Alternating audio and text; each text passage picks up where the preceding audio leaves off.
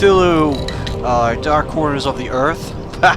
More like Call of Cthulhu. These game developers gotta sit in a corner and think about what they've done that are dark. The game starts out with an Arkham Asylum. Wow, Batman ripoff, am I right, folks? You start out as an insane guy, but it turned out he was a fedora-wearing detective all along. Wow, what an original concept! The game starts out really promising, Lou. You go around exploring a house, just like So Sad Academy Warning game out there Gone Home did, but there's actually more things to do in the game than Gone Home, so it's obviously a bad ripoff. Secondly, this game's supposed to be scary, but I have not seen a single skeleton in this game. I'm very surprised that Bethesda published this game without the skeleton approval badge on it, which is the worst thing about it. I mean, there's skeletons in Oblivion, there's skeletons in Skyrim, and there's even skeletons in Fallout New Vegas. This game doesn't have any skeletons, and I'm very disappointed at you, Bethesda. Sure, this guy over here may look like a skeleton, but do not be fooled by his awesome disguise. He's actually trying to be a skeleton by disguising himself as one, but he still shows his flesh and skin and whatever the hell that is, sort of thing. Do not be fooled, my friends. There are no skeletons in this. I wanted to go in this game with an open mind, but I'm pretty sure this game gets a good old rating of a half-eaten cheeseburger out of a 5. Why a half-eaten cheeseburger? Because that's a metaphorical stance. This how I feel about this game. It's like a half-eaten cheeseburger. Just look at it thinking you might finish it, but you throw it in the trash, and that's how it is. This game's a piece of shit. Don't buy it.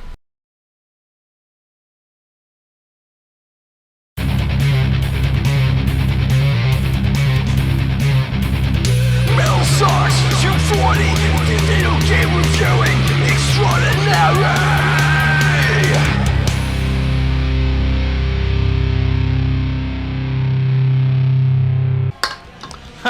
Borderlands, the pre-sequel, more like Borderlands, the meme quequel, because, you know, it's got like 3 memes in there that's like in the background or some NPC dialogue.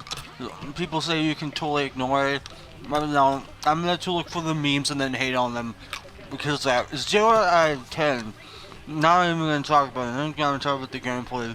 Obviously, it's a bad game. Now, let's go and talk about a real game like Jaws on the NES. Unlike Borderlands, this game comes in a cute little package. Like, I've never seen this before in 2014. It's got that Genesis Qua, and, you know, you can probably play like a bunch of cassettes in there, and you get some good sound out of it. Also, this thing's supported with Steam, which, you know, once you get the hang of it, you could probably know what it does. So let's just go and pop this baby in, turn it on, and wait, what the fuck's this? Oh, this stupid girly shit's on. Now, I gotta tell you, it's promising enough that it's playing the theme song to Jaws. I don't know what Jaws is. I think it's like a Saturday morning cartoon. But for a Saturday morning cartoon, it looks really good. From the looks of it, it's actually an RPG game. You just travel around and then you hit something, and now you're in a little battle. It actually reminds me a lot of Zelda 2 on the NES. A really good and underrated game. Like, no one really talks about it. I don't know why. In the battle screen, you have an assortment of enemies to fight, like stingrays and jellyfish. Well, that's a lot of enemies to take upon, but sometimes there's a shark. It's not Jaws though, it's just a regular old shark just kind of passing by and getting killed by my auto fire. Enemies drop a whole bunch of stuff like shells, stars, and crabs, but the shells are the only thing you need because they're currency. The rest are just, well, they give you points. Who cares about points these days? It's 2014. Like, we care about the story, not like how high our score is. So, you know, you use the shells to buy this Jaws tracker to track down Jaws, but looks like Jaws found me because he found me right instantly. Jaws is just a huge bullet sponge. I try to, like, find him every single time, but his health doesn't really seem to go down by a whole lot.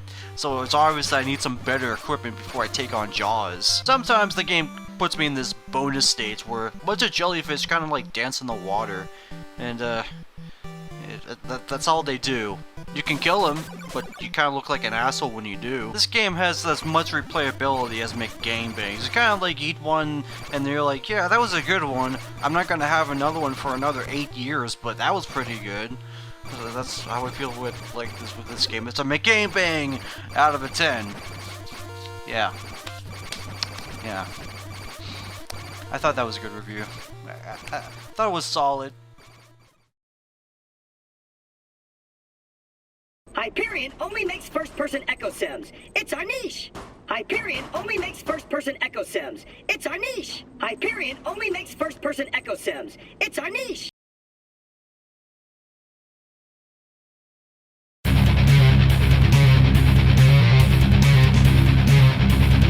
Metal Sucks 240 Video Game Reviewing Extraordinary.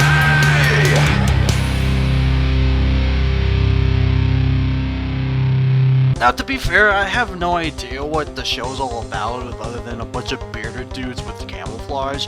I see them all around, from like t-shirts to birthday cards, so obviously they're popular enough to get a video game, am I right, folks? But hey, you know, let's just go ahead and pop open this $40 game that I paid no pennies for to own it, and see what it's all about. The game starts out pretty promising though. I mean, Activision published this game and you know how they went. Spider-Man the movie on the GameCube was the best game ever played by Activision, so I have high hopes for this game. Gotta be honest though, I'm not liking the whole audacity for them wanting me to use a GameCube controller for this game. Nah, I'm not gonna use this. I got this, so don't try to tell me that, folks.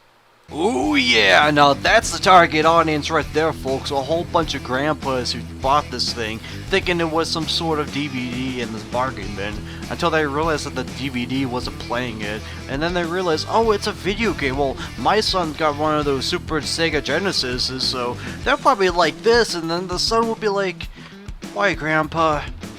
Why you gotta hate your son? Also, fathom on those, you know, graphical options. I mean, my computer may not be the greatest gaming computer, and I don't know a whole lot about this game's specs, but this game runs at a good old smooth 25 FPS at the lowest setting, so you know you're in a great treat. But hey, let's stop trampling the ducklings and let's just go ahead and start off the game as 4 bearded dudes just looking you in slight disappointment, thinking, you really bought this game, didn't you?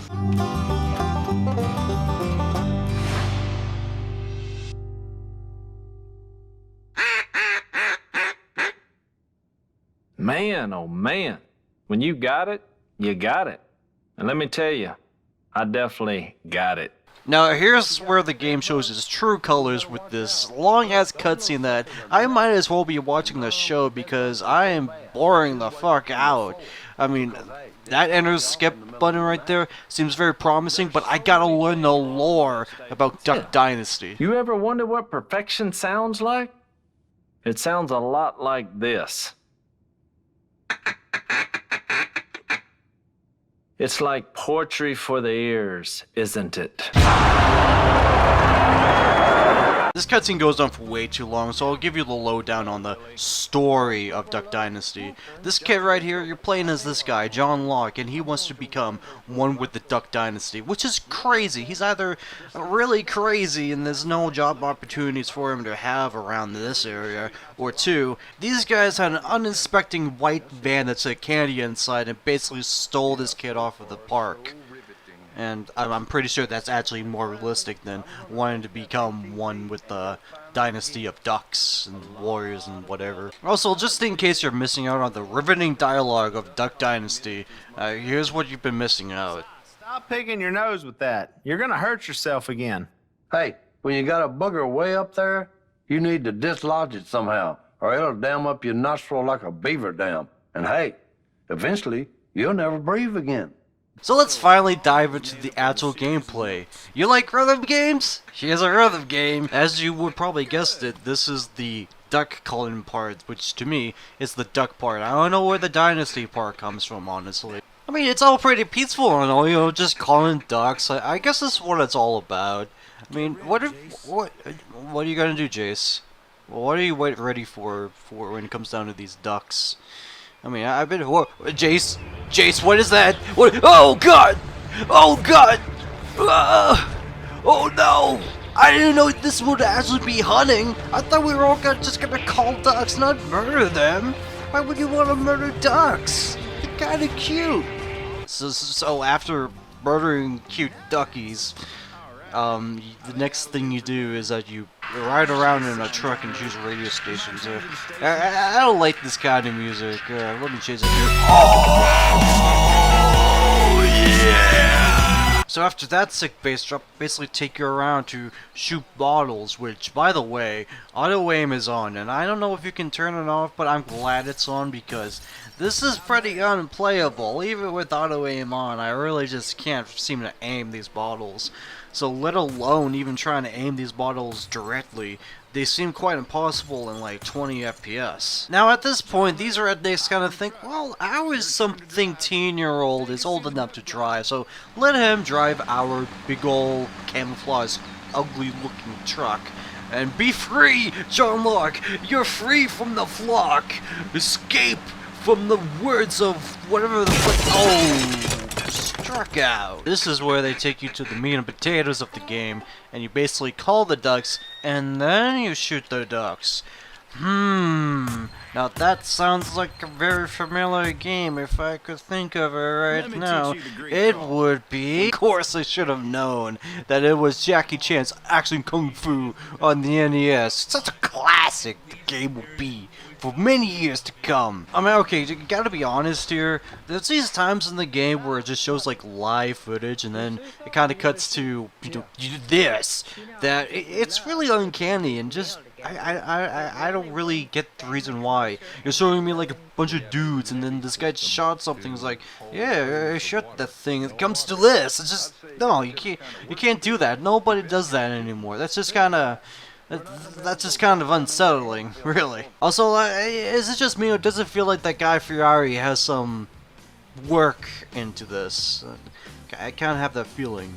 Although from here, it's not all from shooting ducks or beavers or squirrels. You sometimes even have to go fishing, and quite honestly, just straight off, to be honest, this is actually the most fun I've had. Like, you think that shooting stuff would actually be fun, but yeah, holding the mouse, the mouse button, and just like steering your mouse to, you know, fixing with what the fish do, that's kind of fun. Not gonna lie, that was a bit fun.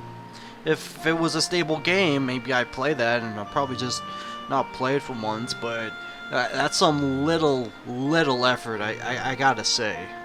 You also kind of get a metal detector to search some treasures, and then you get Vietnam the dongs? Well, I don't know who just leaves Vietnam penises in a jar in the woods, but hey, I got a reward for that, and I got Duck Dynasty engraved rims. You also collect frogs in the game, and the frogs are collectibles for some reason. You get like shark decals on your boat. That happens, I guess. But at this point, I'm kind of like thinking, this game's starting to get weird, and I mean like really weird. They're starting to talk through walkie-talkies like in Metal Gear, and you know, I think at this point, I think I've seen quite enough. There's really no other reason why for me to experience the game. I quite experienced the Duck and the Dynasty, and I've still questioned why they still made a video game about this. Plus, I'm not liking where this image is going, so... All in all, the age-old question kind of stands, but I think I'm gonna give a good old rating about this game. I'm gonna have to give this game 2 ZZ Top albums out of a 10. It's, like, what, you were really expecting some sort of series review? Get out of here! Ah, don't touch that. Willie, you just got served.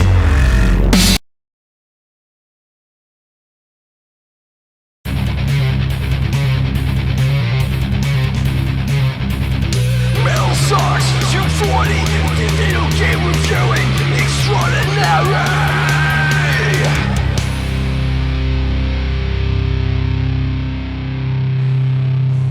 Hail to the King Deathbat is a game inspired by a band that you only listen to in high school, but once you're out of high school, you're all like, well, I'm not angry, whiny, and depressed anymore, so no more of this music. Like, I'm sorry, but ever since I played Guitar Heroes Wars of Rock, where every time I played online, everybody would pick Backcountry. Like, they think it's the only song on there. I may be exaggerating, but every single time I played online, just to play, I don't know, like Rice or something, people would just pick Backcountry.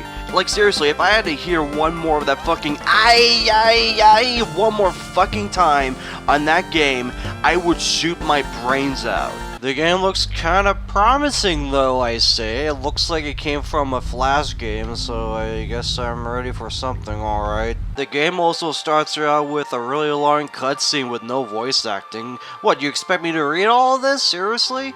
And, you know, I'm so afraid to press any button to skip this cutscene because pressing escape actually quits the game. Like, no matter what you're doing, it just quits the game. That's, good game design right there, folks. What's the story to this game, you ask? It's a fucking game for a metal band. I'm pretty sure the story is gonna be the strongest point in this thing, I can tell you that. Wow. These graphics right here, folks. I mean, for a game that's, like, you know, released in 2014, it sure looks like it was released before the PlayStation 1 was even a thing. This tutorial is also really helpful. I mean, tap the melee button to swing your sword. I certainly do see a melee button on my keyboard here, lady. So you're pretty much dropped in what I assume is like a Torchlight 2 modded dungeon, and you just like kind of swing around some gremlins. That's a great way how to start your game. You have magic to work with, but you know how in Diablo where you can aim things with the mouse? This game, it aims from which the character is facing, and that's a huge problem right there. For a game that feels like it's supposed to be like Diablo, it sure doesn't feel like it.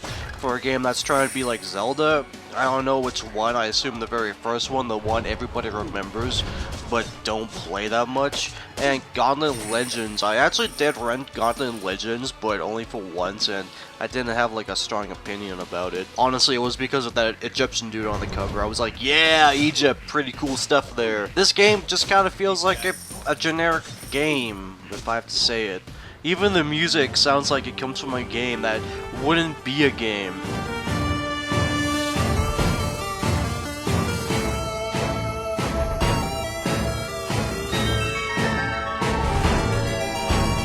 The game gives you lives, and quite honestly, lives are kind of, what's the word? Oh, yeah, right, obsolete. Like, when you die, you go back to the checkpoint, and that's fine and all, but once you lose all of them, you just have to restart the entire level, and that's not fun. That's really tedious and annoying, and it doesn't really penalize you for anything. I mean, unless you count doing everything all over again a penalty, but you don't even lose any coins or that little bonus up there. Yeah, it's all being kept there like it's no problem. Oh yeah, I like this guy right here. He tells you that an upcoming boss is basically a big old dude that it's gonna be really hard to take on. So, you know, I'm just like walking over there thinking, oh, finally, maybe something will be fun. This music gets me so pumped up, like, oh yeah, and then that boss is just barely a pushover. Like, really, it just like followed me around and didn't even hit me even once. Hell, I was having even more trouble with the enemies because they crowdfunded me like Tim Schafer making another unfinished game for $3 million.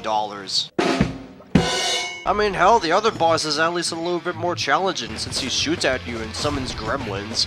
But even then, that's not really much of a huge challenge when you just spam magic spells at him.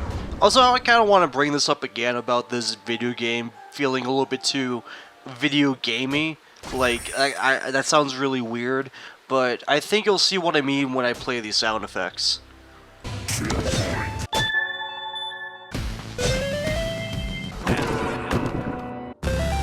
You know what I'm saying?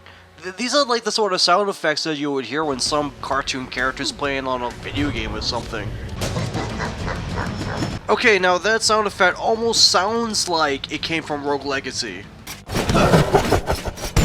I mean, that just could be because I played Rogue Legacy for 2 days, but considering how video game tropey this game is, I wouldn't be surprised if they actually stole video game sound effects and all that stuff to make it even more of a video game than it is.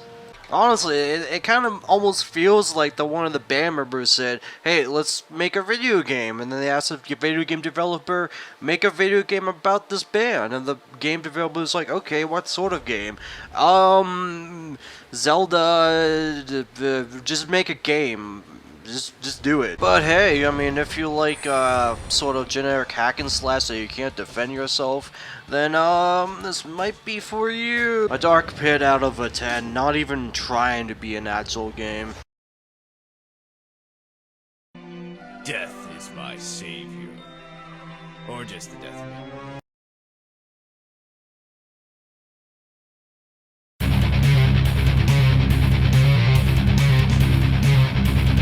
Metal Sucks 240 Video Game Reviewing Extraordinary.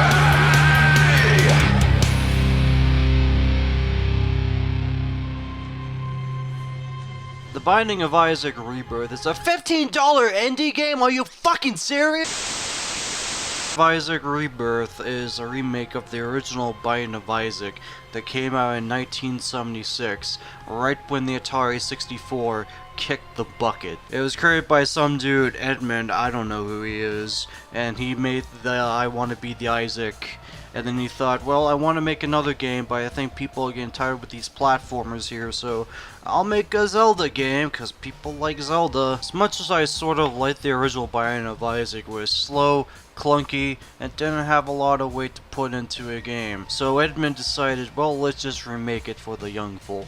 So here's the Binding of Isaac Rebirth, everybody. So much like the first game, it's slow, clunky, and doesn't have a lot of weight for a game. And the original Binding of Isaac, you had 10 characters to choose from. One of them was actually the best character of them all. But in Binding of Isaac Rebirth, they've removed 3 characters because of the hardware limitations on the PS Vita. The graphics this time looks like they were drawn by a 4-year-old baby, while the original one pretty much... Fuck you, Microsoft. I am not gonna update Microsoft Starter 2010. I am doing a serious review, and then you just show up saying, yeah, you want to update this? No! For like the 5th fucking time, no! How much more do you want from me? God! Sorry, I kind of lost my train of thought right there. I don't even know what I was talking about. Sorry for that explosion right there.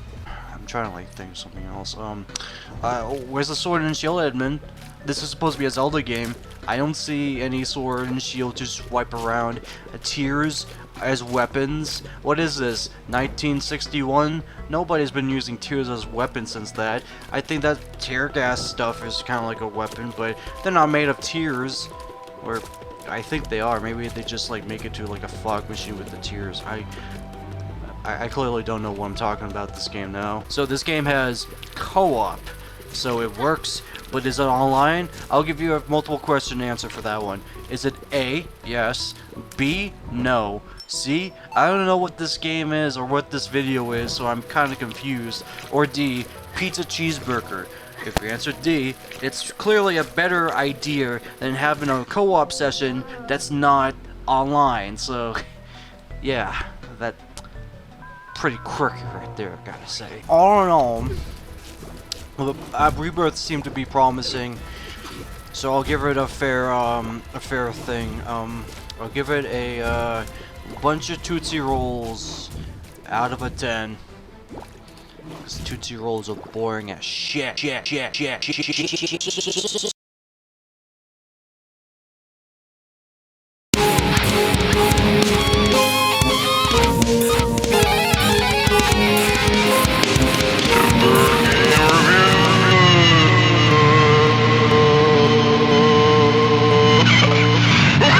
Spider-Man, he's the Batman guy, only instead of being detective and having dead parents, he's got a dead uncle and he's got spider powers. Isn't that great? Yeah. The year was 2002, where Call of Duty did not exist in Activision, and instead of making button prop games to pay your respects, they instead made a few games. Also, Treyarch made this game, so yeah, that's another thing they did.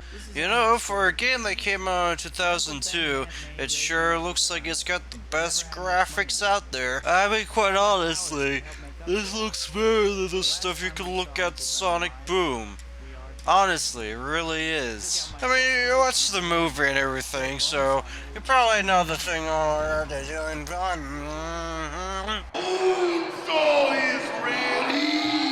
So it's been more than, like, I guess 10 years since I've touched this game. So let's go ahead and delve right into the nostalgic factor of the Spider-Man movie on the PC, and how the fuck do I swing my way? Oh, okay. Now, mind you, this is the PC version of the Spider-Man movie game, and while I'm not using the keyboard controls, the controller controls are even more weirder than the keyboard controls. Now, to be fair, I am using a controller that was made in the past few years and not 10 years, so who knows, maybe that could be the problem. But, I mean, what's the first thing that you think of when you want to swing your web in a game like this? The start button? Well, if that's what you thought, then don't ever make a game, because I'm pretty sure no one's gonna play your game with ass backwards controls like that. Now, that's not even the worst part. The button that pauses the game, the right thumbstick, like... Oh hey, if you look past those, minor misconceptions, it's an alright game. Here's a tip for when you're on the side of a building. If you press the zip line button, you'll zip in the direction you're crawling. Of course, you'd know this if you played the basic tutorial, but I guess you're just cooler than the rest of us. Wow, this guy should get the Tumblr Sassy Award, am I folks? In the first level of the game, you start out by swinging around the city beating up thugs to find out who killed your uncle. And basically, this was the first time that any game company has discovered this thing called lens flare, because apparently it overlaps buildings. Of course, if I was a superhero finding thugs, my first thought to find thugs is around the rooftop where the Activision billboard is at. I'm pretty sure the thugs over there are conducting some sort of weird experiment to combine Mountain Dew and Doritos. Oh wait, they're actually in there. In fact, why are these guys even here on top of these rooftops? How did they even get up here? Like what? They just like climb through an entire civil, building with offices and stuff just to go out a window to stay on the rooftop? And for what purpose? Like, oh no, the police are gonna hear our secret plans. Let's go up to a rooftop, us two thugs on this Activision rooftop, so that way they won't hear our secret plans to, I don't know, move drugs or something. Ah! No! No, you want to spike? Thanks. Gladly enough that I knew what I was doing in this game and not like anybody else, so hey, I'm glad enough that I even got 420 combat points! Alright, let's just go ahead and load up the new level. Could be pretty good. I remember how it is. Stealth failed? That's kind of weird. There is stealth in this part of the game, but I don't remember failing the stealth during the cutscene. That is kind of weird. Who needs stealth anyways? I'm just gonna beat up the dudes, and that's kind of weird. All of the enemies are not here. There should be a few enemies here. Yeah, maybe I'm playing a different version of this game. Let's just go ahead and kind of just walk up to where we're supposed to go, and usually there'd be 3 guys in that other garage door, and then it opens that garage door, but I'm having a good feeling they're not coming. Let's just reset the game. Probably just kind of weird like that or something. Like, I'm sure it's just a glitch, tiny little glitch. Maybe it wouldn't be that bad. Let's see how it stealth failed. I'm pretty sure that's not supposed to happen now. In fact, let's hear that little thing again. So long, freak! What's this door doing open? I will have to say, I have not edited a single thing in that, and I know exactly what that is.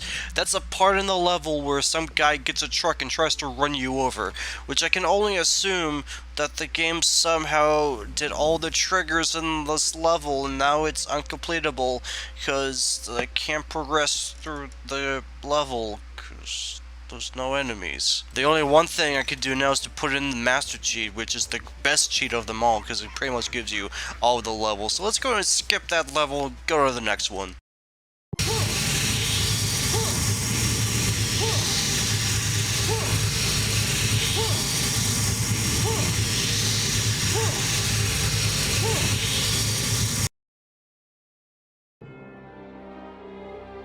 Alright. I don't think that was supposed to happen. Alright, just let's skip a few levels, see where we go with this thing. Alright, a cutscene, it works. Alright, let's see if this can take us to something that can actually work for once. I mean, hey, you know, I remember this level anyway, so I'm pretty sure I'm looking up to this level, and I actually don't remember it being entirely black, but I'm sure this is not how it's supposed to be. You know, just like on a whim, let's just travel to the final level and see if it works or not. Oh, I actually forgot the final level was actually the final cutscene. Whoops. Mr. Osborne. Why? Surprised? Yes, I suppose you would be. But the best surprise is still to come.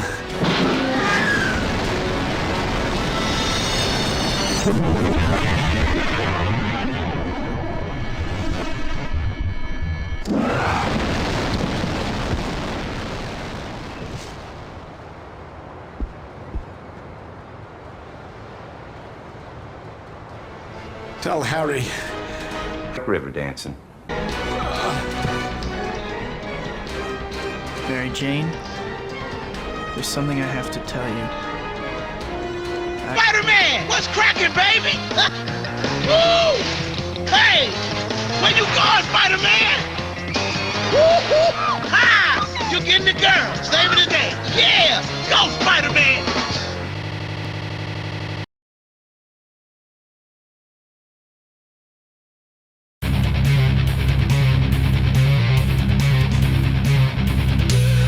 Sauce 240 Video game reviewing extraordinary.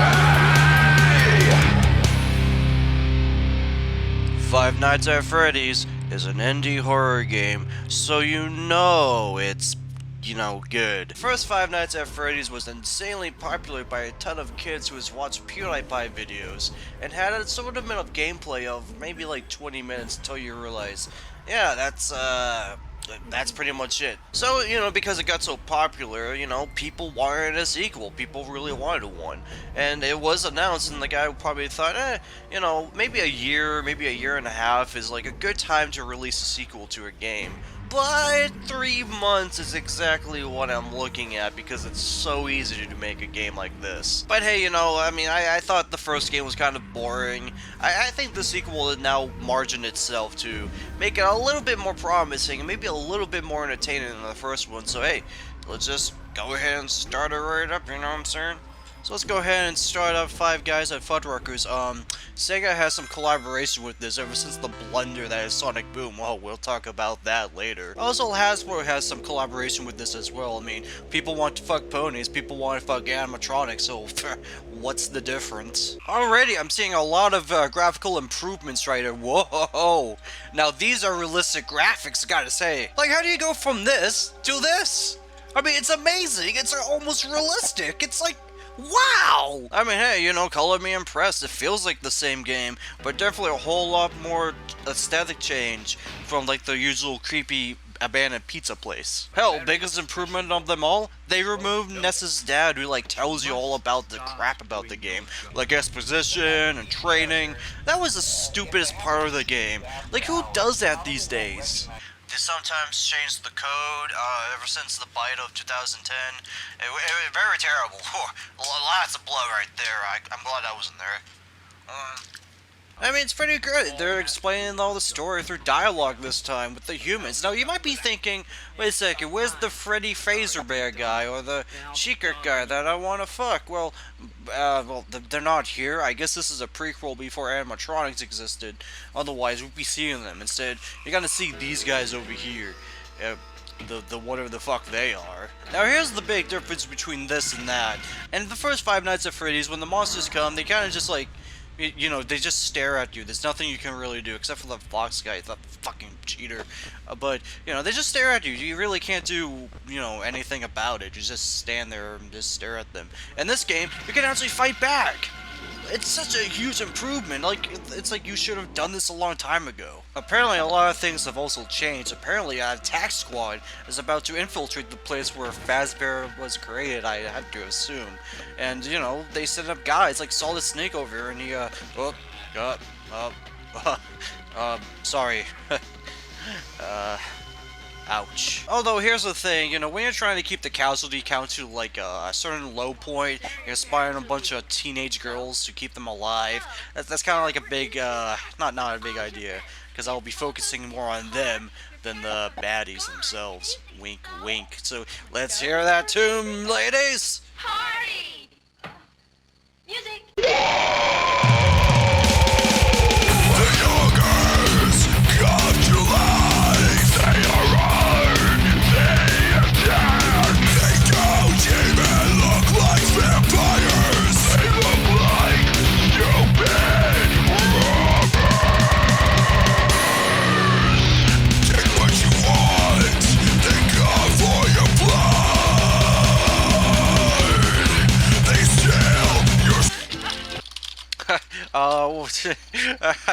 What was that? I don't know. So, you know, I guess this game is really good. It's really a huge improvement for a lot of things. You know, the graphics are better, gameplay is like the same but better. Enemies are better, gunplay is better. Most of all, the platforming top notch. I have to say, I haven't played this much good platforming ever since Kirby's Air Ride on the 64. There are a few problems with this game, but I think the one I'm going to point out the most is how cryptic this game is. Like, all of a sudden, this guy kind of tells me, hey, you're fired. And the story, and unplugs like the fucking... This guy just goes right in front of you and just unplugs the Sega Genesis. Not from the console, but from the controller itself. Like, dude, what the fuck? I mean, pff, whatever. $4 an hour for this shit wasn't even worth it in the first place, Mr. Fazbear. I guess the question still stands. What the fuck do you want from me? Bunch of furry porn out of 10. Just play an absolute good horror game. Store policy stuff, but well, we were supposed to have like some pizza delivered here, but it never came. So could you just like pick up some pizza rolls? I'll pay you back.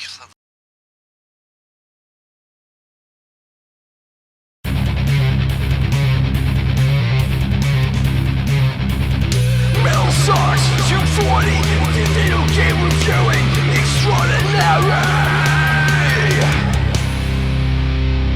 Pokemon Omega Ruby and Alpha Sapphire are games that were remakes of other games that were made 10 years ago. Pokemon Alpha and Omega are remakes of the original Pokemon Sapphire and Ruby series to cater to the fans that they need more of the same thing, so they give them the same thing. Sure, they rag on Call of Duty for being the same thing, but if it's Pokemon, it's okay. Honestly, I kinda feel bad for Game Freak because it pretty much shows that people are starting to see the degrade in quality when they keep making the same thing.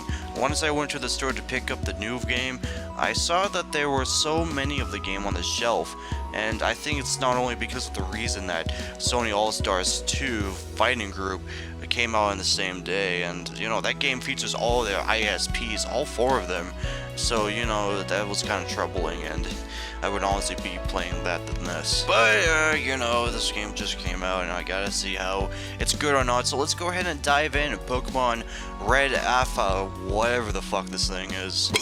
The game starts you out pretty promising, Morty, with a little bit of a good old intro talking about this guy called Barrow. And then you're in a fucking truck. Why are we in a truck? This is the point of the game where it tells me what gender I should be, a boy or a girl. Well, if I choose the boy, then people might see me as some misogynistic asshole who don't care about women. And if I pick the woman, people are gonna call me a pervert, and they think I'm creepy for looking up a girl's butt. So either way, I'm fucked. I guess I'll be a boy. I mean, it's not like I'm gonna play the game after this review, so who the fuck cares who I choose? So the game starts you off with moving into a new town. Your mom's like, ah! Like she's screaming and she's talking about some fourth wall stuff. I don't know, but yeah, they're gonna. I got to check my clock, please. These guys are speaking monster work. This is what happens when you pick up work slavers and they just don't speak English. Like, hello, tadpole. Like, who the fuck is this guy? Why is he moving me? I don't know.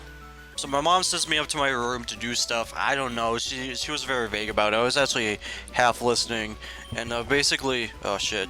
Basically, I don't know what to do. I did everything, in this room I could possibly do. And then, like, I just don't know, so I just go downstairs, see what's going on. She's like right there telling me, hey, come on, it's the only thing I'm telling you to do. And it's like, okay, what do you want me to do? The game's clearly not telling me what I should do at this point. I go back in, and she's still there. This entire time, for the 1 hour I've been playing this game, she has always been there telling me what to do this, and I just don't know what to do. Oh yeah, they're supposed to use the clock, of course! It's 2014, of course everybody uses like rotary clocks these days. Kinda think with all the millions of Pokemon out there, do you think there'll be like a smartphone Pokemon out there, so you don't have to use a fucking rotary clock like it's the new fucking thing, like sliced bread made with Led Zeppelin themed guitars. Yeah! I can't believe my mom had the audacity to make me do this, let alone on a fucking old ass clock. This is already starting to become the worst game I've ever played, but you know, I'll just give it a fairer chance than a fucking clock. I guess now that I'm outside of the house, I can finally do this thing called exploring. Apparently this guy's talking about Breezetown, and it's like talking about all these other I don't fucking know who the... And you know, it's just, maybe it's the best time since it's an RPG. You are free to roam around the entire place, just break into houses. Like this assistant guy, he used to work with Sil. And Bauer's in here, several cries, and I don't know who you are, buddy. Well, since we're here, let's check out the PC, and maybe there's some items in there. Apparently it's a science PC for science things, and it doesn't use Windows because of virus. Oh, is that a funny meme right there? Man, I haven't heard this funny meme since a poorly drawn white guy that's sad because he doesn't have a spouse. Ha! Funny. Man, I mean, it's already now promising. It's hilarious humor in there, so I at least know that it's good. Alright, now let's go ahead and check out the Pokemon right here, because I think I wasted my time talking about the other aspects of the game instead of the Pokemon part. So, for Pokemon choices of your starting point, you got Egg, Egg, and Egg. Lots of great choices right there, I gotta say. For this one, I decided to choose the blue egg, because I like blue eggs. And here's this, breakdancing rat. And, you know, I don't know a whole lot about these, battles, so I just instantly press A and keep on going at it until something happens. I mean, that's pretty much how you know, play Pokemon anyways, at least from what I've learned from it. I mean, I press A all the time when I'm talking to people. Same thing happens in here. So Bauer tells me to go to the upper town route of the fucking place to search for his daughter because of something. I don't know. So yeah, you know, I just, I walk there and... Nope. No, not today. Nah, not doing this. 0 out of 10. 0 out of a fucking 10. I'm not doing this shit.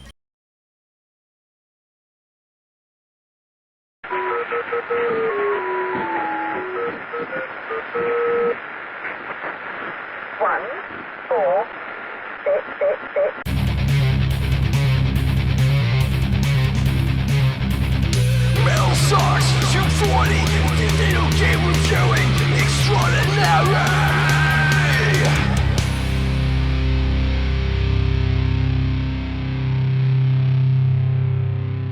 My name is Hatred. Hatred is a game. A violent game. A, immorality game, or something like that. I guess if that's a word, it could be a word. Hatred is a game where you play as a guy who's just sick of it all. He's sick of himself, he's sick of the human race, he wants to end it all, not for himself, but for the entire human race as well. He's taken in with him, and he just wants to kill everyone he sees. Now, this guy may have a personality of his mom not taking him to Chuck E. Cheese's so he can be in the ball pit for 5 hours, but this guy's pretty serious, you know. I just really, you know, don't get the whole motivation of it all. Like, it's kind of like fun to like play as the bad guy, I guess, and you know, just like end everyone else and become the guy who made the apocalypse happen, but that's not really a whole lot of motivation. It's kind of like playing Mario, and the reason why you're playing Mario is because you want to kill all the Goombas. Though maybe I'm just giving it a whole big misunderstanding. I mean, I probably would love this stuff. I mean, I listen to a band called Gore, for God's sake. A metal band that plays as aliens, and they rape humans, they have songs about slaying people. I mean, obviously this is probably my type of thing in the bag, so I guess I could probably give it a legit shot, I suppose. If anything, we might as well see what the story is all about. My name is not important. What is important is what I'm going to do. I just fucking hate this world and these human worms feasting on its carcass.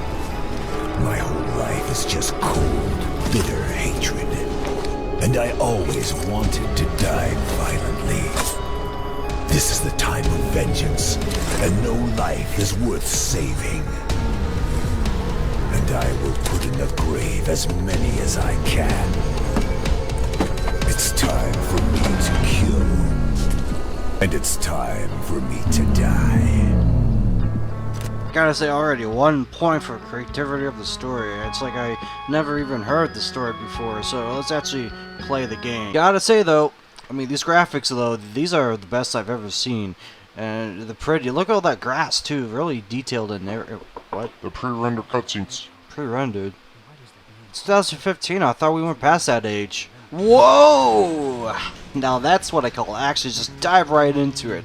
Diving around and don't know what the controls are. Just like just like that. No tutorial or anything. Just dive right in, just like that. Combat so far is pretty neat, I guess. Here's a gun.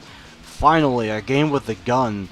Not a lot of games use the guns these days. It's now all about swords and fists.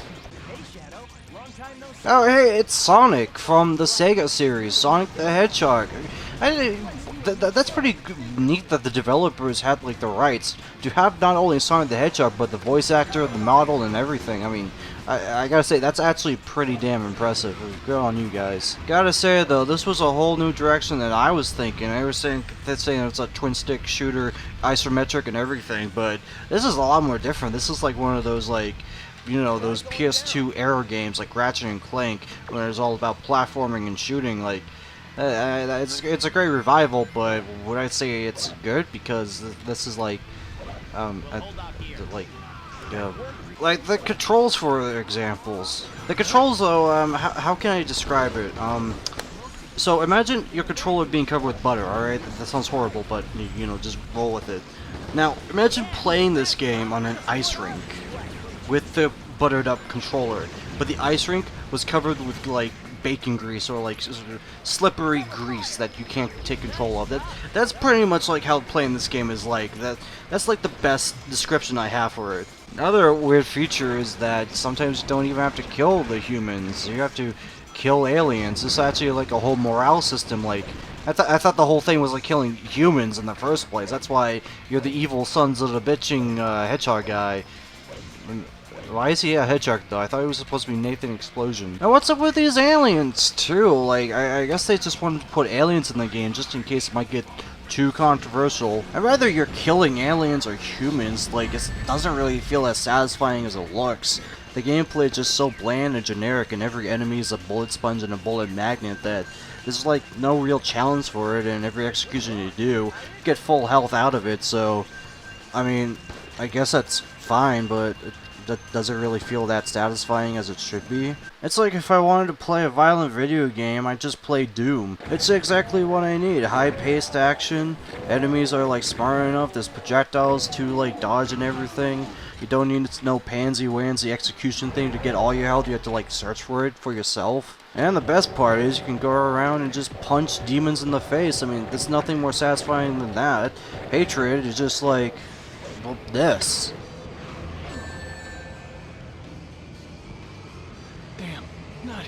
And I guess that's what Hatred wants to be. It wants to be like Doom. It wants to have that whole influence of all that. I surely haven't listened to the news, but I haven't heard anybody doing some crimes because they played GTA too much. Doom was apparently the thing that quote-unquote influenced school shootings. And I guess Hatred just wants to be the next Doom, but it's just not doing it because just look at this. It's just, nah, it's just...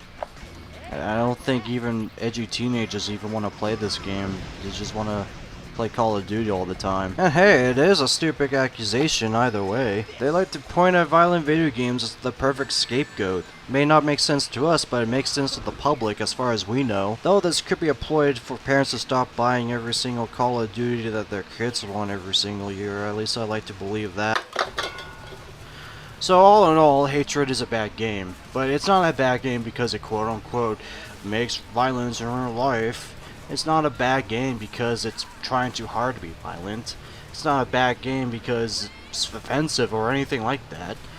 It's just a bad game. Like what? People can't really accept the fact that it's just a bad, boring game. I mean, people say Spec Ops: The Line is so innovative, but surely the gameplay isn't. I'm gonna give it 1 out of 10, better than Fresca.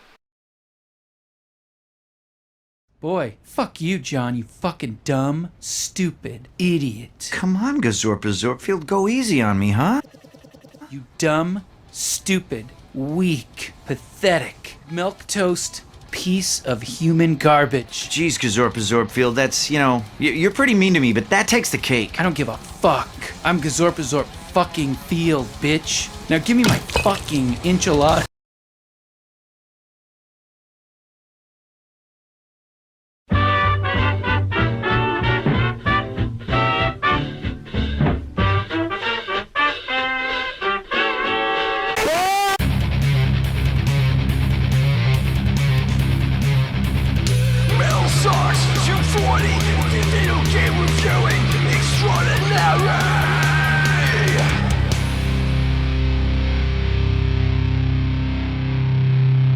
Fallout 4 is a bad game, and if you like it, then you deserve to go to hell. It's an objectively bad game because they dropped the turn-based combat from all the other games. The skills that they use from older games that nobody used are not there anymore. The graphics looks like a baby did them in Unity. And must we forget about that whole thing that they did about paid mods? Let's face it, Fallout 4 is a bad game, and if you like it, then you deserve to be harassed.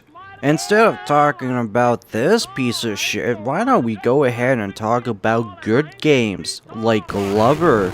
Glover is a platformer game developed by Blitz Games and published by Hasbro. You might know Blitz Games from other fantastic games such as Pac-Man World 3, the iCarly video game, and their best known game, Sneak King. The game was released on the 64 and PlayStation, but I'm playing on the Nintendo 64 version because the PlayStation version came out 1 year later, so that must mean it's bad. Unlike shitty game that's played for babies, Glover takes place in an interesting environment in a fantasy land in the castle, where a wizard conducts the cure for cancer until an accident happened that turned him into stone. Not only that, but this is also the creation of Dark Glover, the evil twin brother of Glover. It's up to Glover to find the 7 Dragon Balls and wish away the evils of Earth. The graphics in this game are pointed to my aesthetics, which is called fog wave. You might notice it from other Silent Hill games because of all the fog. This game is a lot different from other platformers on the 64 because you not only control the glove, but you control the ball as well. It's such a good design. Imagine in Mario 64 if you were picking up that penguin and you had to go through the entire level with that penguin. If only Mario 64 had those controls and gameplay values, it would have been a good game, I'm just saying. The character Glover has an insane obsession with the wizard though, but this gives him a lot of characteristics. I mean, you can tell right in his eyes that he wants his bones. What? Boner? Oh.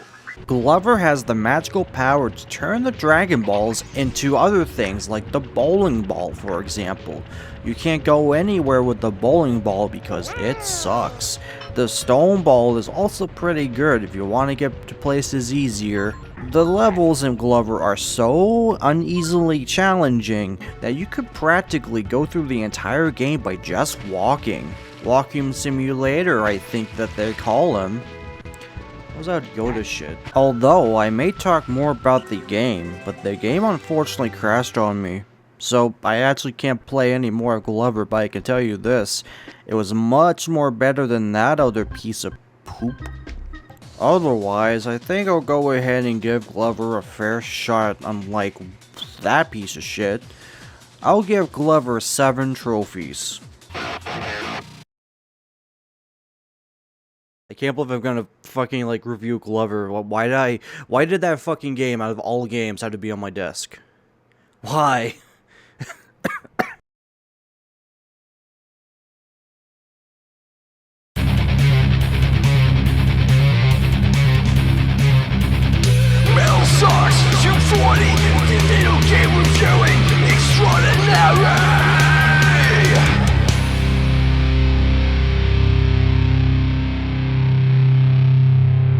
man, this game's pretty fun. It's got tons of action, great graphics, nice aesthetic. Well, wait. They took out a butt out of the game. What's the point of playing this game anymore when there's no butt in the game? Like, this game fucking sucks. Well, now what I do? Oh, yeah.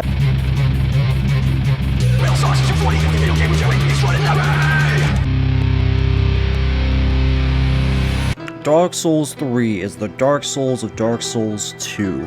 After the mixed reception of Dark Souls 2 for not being too much like Dark Souls, or Dark Souls Prepare to Die Edition, and especially with Dark Souls 2 Scholar of the First Sin being the Dark Souls of expansion packs, Dark Souls 3 improved greatly after taking some notes of the critical acclaim of Bloodborne, which was pretty much like the Dark Souls of Castlevania games. And once you really think about it, Castlevania 2 was pretty much like the Dark Souls of NES games. Man, this review is already getting hard. I better put some rusty nails in my Mountain Dew to fuel myself up and get good at this whole review thing. Now, Dark Souls 3's story, well, just like look up videos up on YouTube. The game doesn't really tell you a story, so you'd have to like play the game for the story. Now, everybody's got their fancy smancy little pre-release copy of Dark Souls 3, but no, I got the real shit right here. FromSoft sent me their copy from Los Angeles, and I'm here to play the real Dark Souls 3 that you all have not been playing before. Now, it all starts off with a character creation screen, and I gotta say, they really added a whole lot of new stuff in the new character creation. It was so much better than all the other Souls games combined. And god, like, they even have short options. You can wear shorts in a Dark Souls game. That has not happened before. Let me tell you that. That's innovation at its finest right there. In respect of Dark Souls 1, I decided to name my character Solaire 2. Because he is better than Solaire in every single way. Look at this dude. He could probably beat up Gwen without even using anything. That's how tough he looks. It all gets familiar as it gets that you start off being a proud human and then you die.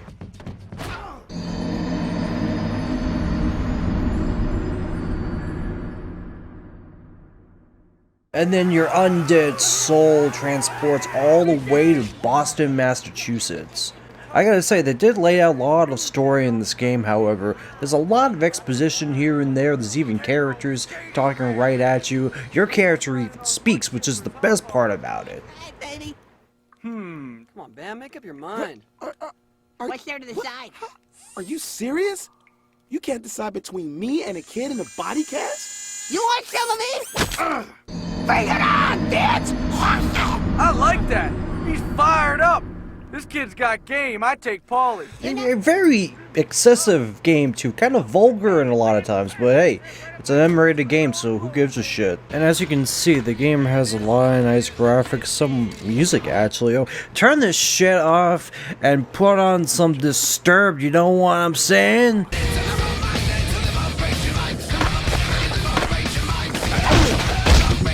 Gotta say, FromSoft has some really great taste down for getting all this new metal shit. I tell you what, that is some good taste right there, my friends. Now, I'm not gonna lie, I did play a little bit beforehand, and this part I've heard is the hardest thing in Dark Souls 3.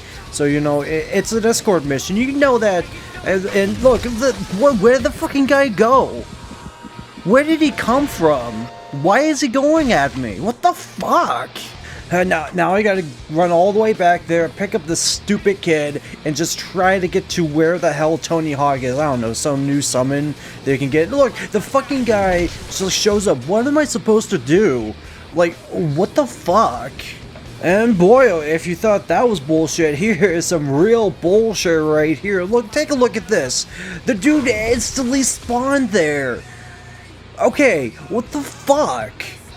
Like, no, seriously, that shouldn't even be a thing.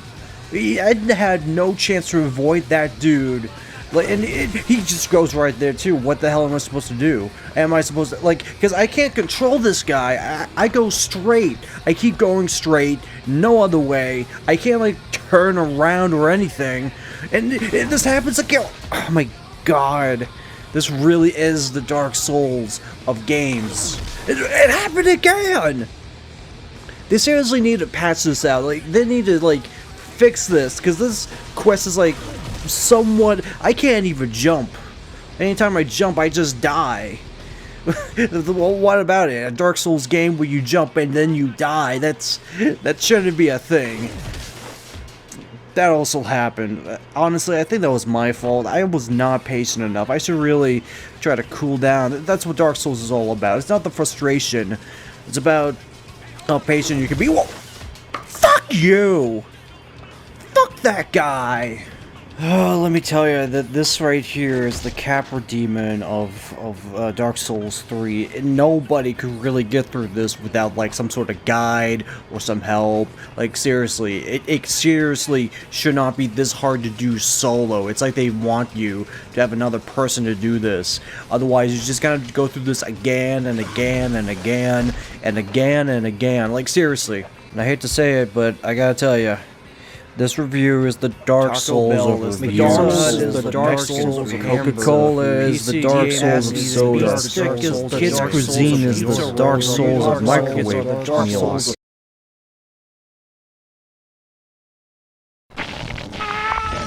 Need more firepower? Jump into Contra, Shattered Soldier, blazing fast action, swarms of...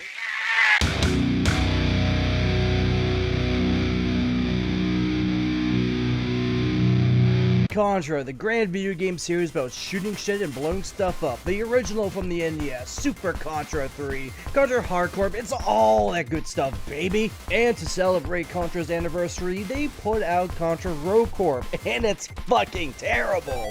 It wasn't like I was super hopeful that the game was gonna be good from the trailers and everything. It looked like utter trash, and apparently, yeah, the game is utter trash, and I only played the demo, and that's apparently all I needed, because they reused the same level over and over. So I'm not gonna, like, hark on this. The game's probably forgotten by the time I put this video out, so instead, let's just talk about Contra Legacy of War on PlayStation 1. Yeah, they made a Contra game on the PlayStation 1. Surprisingly, there are a lot of like NES classic titles that came to the PlayStation 1 with weird transitions. Even though Mega Man had like very faithful renditions, there was of course Mega Man Legends. There's also Blaster Master, that had a weird 3D transition. And of course there is Castlevania Symphony of the Night, which its change was actually for the better, to make a total game changer. And here's Contra Legacy of War, just sitting down in the corner right there, like hey guys, I'm a classic title too. Where's my medal? Where am I going with this? So yeah, Contra Legacy of War. So the last game was Contra Hardcore, and story? I'll just do it back in the old days. Just read the story from the manual. So, Colonel Basad is the dictator of a small country. Some may call him cruel, some call him ruthless, most call him an evil lunatic. It's only been recently learned that during the Alien Wars, a security guard at a top-secret military base managed to smuggle out an alien embryo. The guard sold the embryo to Colonel Basad, who used it to breed an army of fierce alien mutants. Basad is power-hungry and wants nothing less than total control of the planet. There are rumors that he is working with an alien ally. Some fear that this alien ally may help Basad by providing an army of alien mercenaries. Before the conflict can escalate to such a disastrous level, the special forces are presented to service again. They must try to put an end. They literally have the fucking title of the game.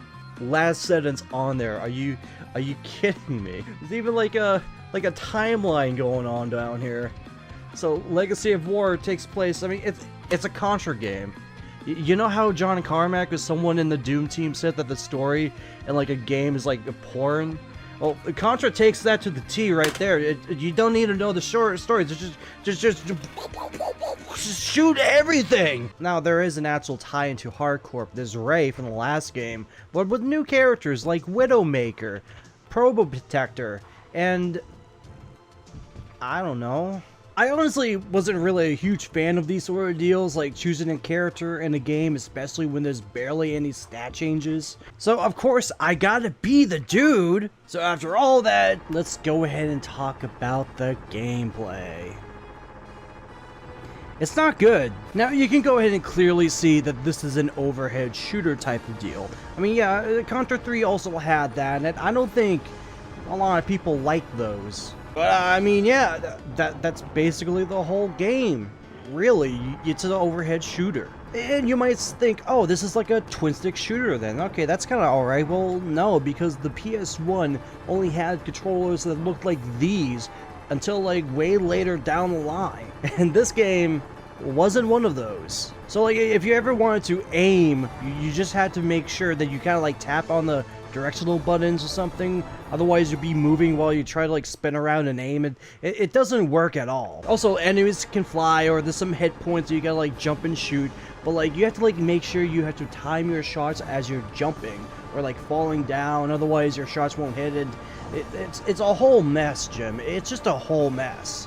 And, you know, people will still say, oh, but it's mindless fun, I could just shoot whatever I want, and there you go. But, like, no, like, you get hit once in this game and you die. You gotta make sure you gotta dodge all that shit that's coming at you. So by then, I just decided to experimentate a little bit. So I decided to play as the robot, and he's pretty much the best character in the game, really. So, all the other different characters have different sub-weapons that you can pick up, like flamethrowers or like spread shots. And one of the robot sub-weapons is a missile launcher that homes onto enemies. I'm like, yep, you know what? If the game's aiming is gonna be shit, then I'll just let the game do it for me. Now, some may say this is cheap, but it's still fair, because I'm still dodging all the attacks, or at least trying to. At least I'm focusing on that than just trying to figure out how to aim in this game. All the other characters, I'm shit out of luck if I can even get past this, like, swirly dude. But this guy, I got pretty far as I can get. So how's about that presentation? I really wish I could say something nice about this game right now. I mean, yeah, sure, 1996 graphics aren't gonna hold up to these standards, but even Crash Bandicoot looked a lot better than this. And it's in that same year. It's like if like a Gears of War game was made in 1996. Everything is so drab, so dull, really. Everything kind of blends in together. It's not really that fantastic. I mean, yeah, it's better than Bubsy 3D graphics in that same year, but we don't talk about Bubsy 3D in this review show. The music, it's fine, it's music, it's not that super pumped up like the other Contra games have, but like, it's music. That's all I gotta say about that, really. Yeah, take a listen.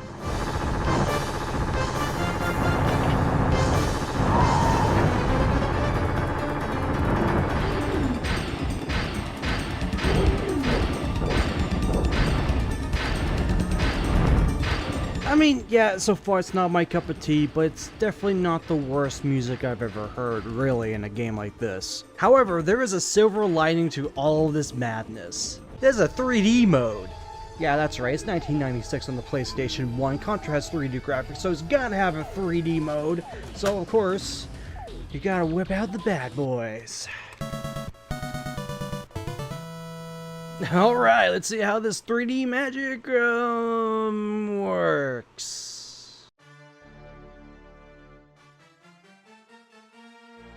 Yeah, that don't look good. I'll spare you with that, but in real life, yeah, it doesn't do shit. Maybe because of that HD TV I got going on, but there's nothing in here that really pops out. Maybe not even back in the day where like old TVs would work very well on those sort of things.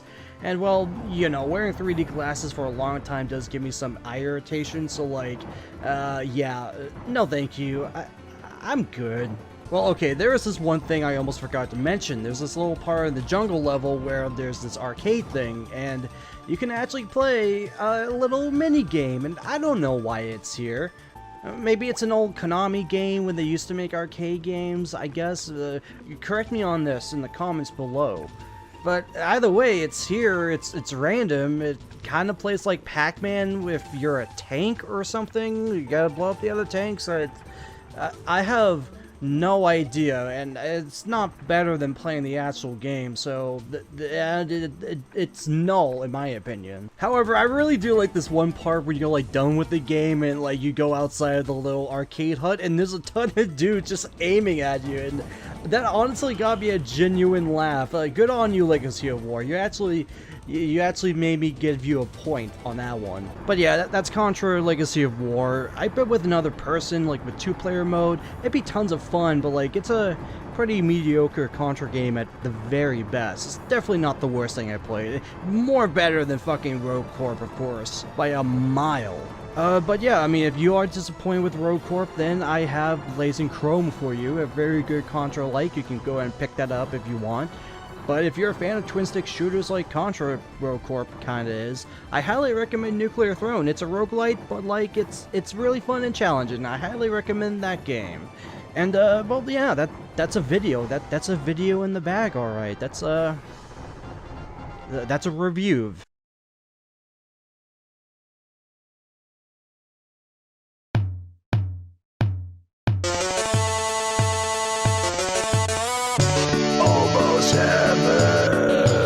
West Virginia, Blue Bridge Mountains, something river.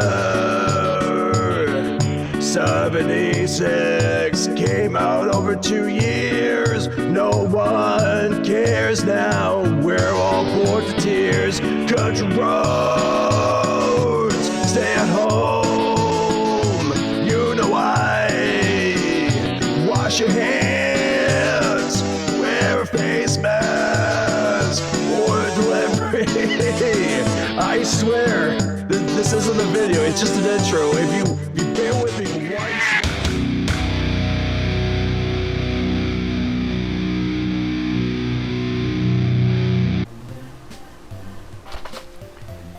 Well, it's been quite a while, I very much know that, but today is the day, at least today of recording this video part, that Fallout 76 is now out on Steam. The time when no one really cares. Like, no, literally, it came out today and it's the bottom of the top selling list on Steam. It's being outsold by the $1,000 Valve VR kit. Now, of course, Fallout 76 has become the butt of the joke for a lot of people. Some YouTubers dedicated their whole month by covering nothing but Fallout 76 news. And really, it's both funny news and bad news that kind of correlate with each other a whole lot of times. When I first heard about Fallout 76 being like this multiplayer sandboxy sort of deal where you can play with other players, I'm like, I already got Rust. DayZ is a thing. I could play those sort of games, and I don't really need the Fallout aesthetics because I don't play Fallout for the aesthetics sometimes. And it all really just shows how much the Bethesda is really just out of touch, and I wouldn't say at this point milking the franchise to its very own dried nipples, but god damn it. So to the spirit that I just sang Country Roads in that terrible intro, which I'm never gonna do an intro like that anyway, so you don't have to worry about that. The Barnyard of the PS2, fellas. The greatest adventure ever on 4 legs, 2 legs, 4 legs, 2 legs. So, the Barnyard on the PS2. Why Barnyard on the PS2? Why such of a thing would I do this for? Because I've lost control of my life. And to say the very least about the Barnyard, it's a fine movie, you know, your usual kids animation movie sort of stuff, but if I was to compare this to Jimmy Neutron and the Barnyard actually kind of holds up a lot more than I actually really thought. I mean, here I am, a 30-year-old, and talking about children's video games and movies. What has my life come to? I mean, when you're out of the job. And so we're super curious on how a game like the Barnyard would translate into a video game to be played by many people, and I spent 2 hours playing the game. I know I should probably do it all the way, but even in the circumstance that I'm in, I'd rather be playing Animal Crossing these days. In fact, this game is actually a lot like Animal Crossing.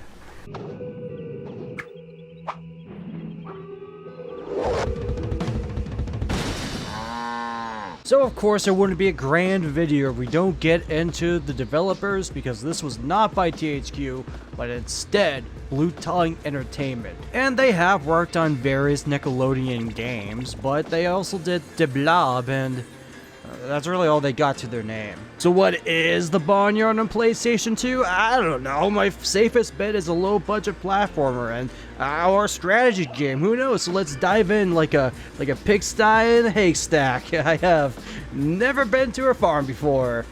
Chapter 1. Welcome to the Barnyard. So the game starts you off with a cutscene of those darn old farm animals doing farm animal stuff. It's so fun. Just be gentle with me, Otis. It's my first time. And you first start off with customizing your cow. I wasn't really expecting this. I thought I was gonna play as Otis, so I just flipped a guitar pick and just went from there. So I chose the girl cow. Good looking sort of cow. Who said that? You also get to choose a breed of cow. I don't know the difference between these other than the cosmetics. I mean, Beefmaster. If I was going to be the master of something, it'd definitely be beef. And then the name, and I really thought about this, and I decided to call my cow Betsy, because Betsy is a cow's name. It's not a name for a gun or a ship. It's a cow's name. Shut the fuck up. Hey, Beck, you better fasten your seatbelt. He's dead. Alright, before getting into things, I have to address a major problem with this game. It runs like ass. Like, yeah, I know, surprising. The sky is blue and Randy Pitchford is an asshole. But it is surprising to me that a game like this can just run so terribly. I guess it's because of the foliage, I guess. I kind of see a lot of layers on a lot of places, and of course, it's being taken place on a farmland, so of course, there's going to be a lot of that happening, and maybe rendering that might have affected the performance. But I'm getting way too deep into how a game like the Barnyard performs. What is the Barnyard?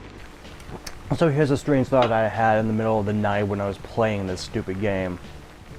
It's actually a lot like GTA.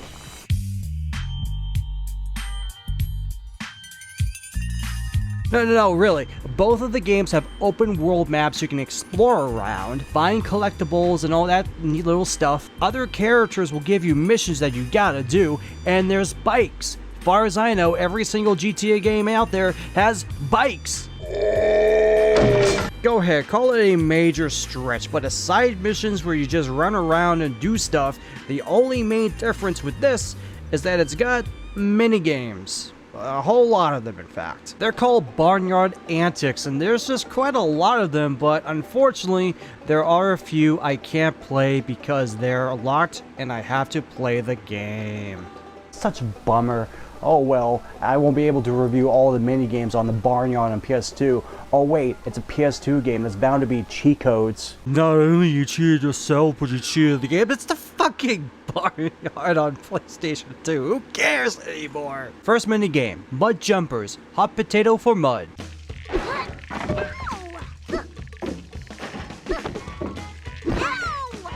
You know, I kind of like this one. I mean, it starts to get real intense when the pipe goes super fast and you have to, like, react to it. It honestly reminds me of, like, every single Ganondorf fight where it's like a tennis match.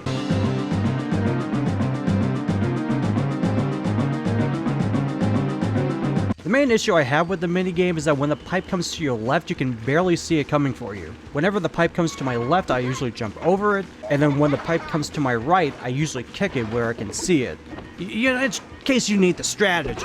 And it was a fun time. It was alright. Next minigame is Sharp Squirter. Alright, so in the game, you get these sunglasses from Otis, and you wear them, and you can squirt milk at anybody. And that's why you gotta wear sunglasses to squirt milk at people. And this one here is all about trying to aim at targets and just shoot them. That's about it. Good time to mention, these controls suck at this sort of thing. Like, whenever you lock onto a target, it stays on the first target it's locked onto, and you can't change it. I don't know if there's a way to change it, but I haven't seen a thing. Oh yeah, and to note, in this particular minigame, it plays the Bat to the Bone riff over and over. I don't want to deal with that on YouTube, so this minigame sucks. Next minigame is Barnyard Pool. It's fucking billiards. If you play Minnesota Fats Pool Legend on the Sega Genesis, you are not missing much here. The only rule is that you gotta hit your color balls through the holes, and then the black ball, and then you win. I'm not a fan of billiards, so it gets a pass if you like that sort of thing. Next minigame is Tease the Mailman. Please respect your postal workers. This is a weird one because, like, it's kind of confusing on how you're supposed to pull off these tricks. I thought they were going to be like QTEs, but if you press the first button in one of these combinations, you gotta press the next button. Like, I thought it was choosing things at random without realizing I gotta press the first button to do one of the things. Honestly, the main appeal of this is seeing my Kawasona just do some wacky stuff while the mailman is none the wiser. Wait, did I just say? Kind of fun if you know what you're doing, it's a pass. Bike race. It's a race on bikes. Biking kind of works kind of like the same way like in San Andreas, like I said. Where you tap the X button over and over to accelerate, you can like do a speed boost when you press L1. And despite the fact that this first race that I did was actually my first win, it felt like the hardest thing I've ever done. I don't like this. Next minigame, Vegetable Patch Defender, where you gotta keep those raccoons off the patch. And in all honesty, this practically has no difference to the previous minigame where you gotta shoot your milk at targets. Sure, it's a little bit more objective based, you can throw the raccoons off the fence, and that's pretty much it. All it really is, it just feels like a defender sort of deal, and like I said, these squirt controls are not good. This is not good. Chasing chicks. Even the cow can be a simp. I'm so sorry. I mean, okay, literally in this one, you pick up chicks just to throw them back into their coop. But you gotta throw these chicks at special colored rings because you get special points for special throws. Kobe. You also could just squirt milk at your opponent Otis here, but like, you know at Donkey Kong where they offer you those hammers to destroy the barrels, but like it's actually much more better to just jump over them? It's like that here. That's not a good analogy in any way. It's alright, I guess. Barnyard Darts. It's just not good. Like, I'm not even joking here. This might be the worst minigame out of the whole bunch. You don't aim. It's automatic up and down, left and right, and it's just like you can't hit the blue darts because it goes through the other player's points, and it's just fucking terrible. Whack-a-rat. It's whack-a-mole, boys. And this one is actually not so bad either. I mean, of course, it is whack-a-mole, and all my training from playing Snatch all the damn time has brought me to this own moment. And of course, there's obviously the obstacle that you can't hit or else you'll lose points, but I hate everything, so it should give me points. Otherwise, I like a good old whack-a-mole game. This gets a good pass. Chicken launch. It's also not good. First, you gotta power your shot by tapping X to shoot Carl Weezer into the fucking sky. And then you control PJ from Goof Troop flying in the air like a bird in the sky, but it's still not good. You go through these rings to get some extra points, and there's a point in the end where you like gotta hit a hole in a barn, but like, no, I'm good.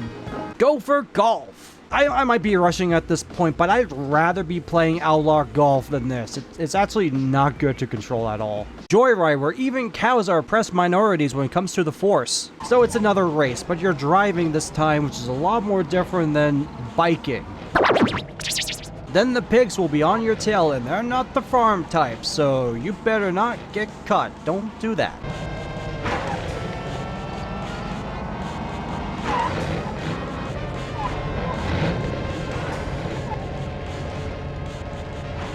Yeah, I just gave up after this. Cow tip. What the fuck is that? War is a hell. That's not even a snotty kid. So even the barnyard gets a turret section. That's fucked up. And like, yeah, I get it. It's like in the movie where the cows take revenge on the stupid kid that tipped them over. You can't do that.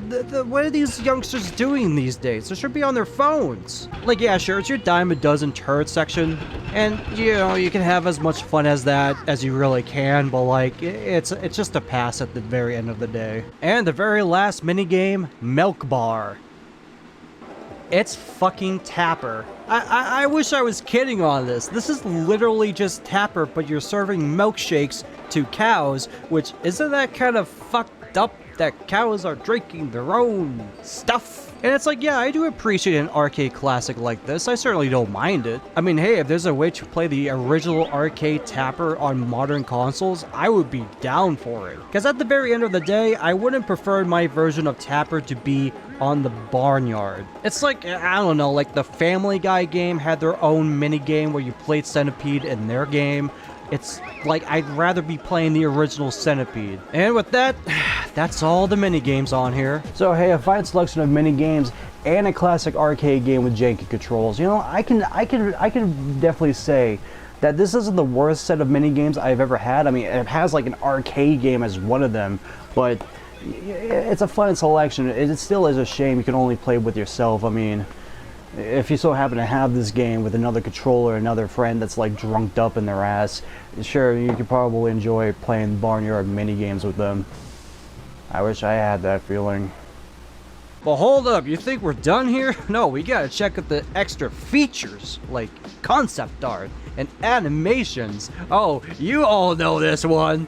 Yeah, I bet you like that shit, huh? You didn't do it. That aside though, yeah, it's actually kind of cool to see stuff like this. I know, it's the Barnyard, but hear me out. See, the thing is that, like, these things are like relics, like cheat codes. Sure, yeah, concept art can be in art books nowadays, but you never really get to see those in the game itself. Along with these like little cookie animations that just seem like they're like, oh, this is just like a placeholder test sort of deal. And even those are like super hard to come by these days. And that's something I highly appreciate more these days than if I was like a kid or something.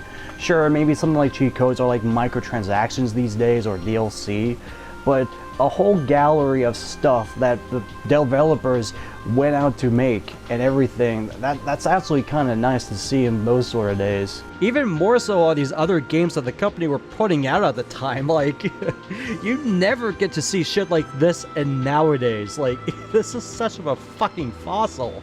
So the Barnyard 2 is actually really not that bad, but not that good. A pretty decent, like, THQ movie game license game. However, a fact still remains that at this very own moment, it has a higher score on Metacritic than Fallout 76. So it all comes together at this point. Hell yeah!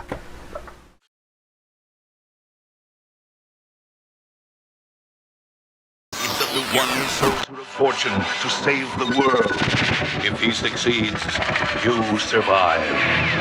If he fails, you can always hit the reset button.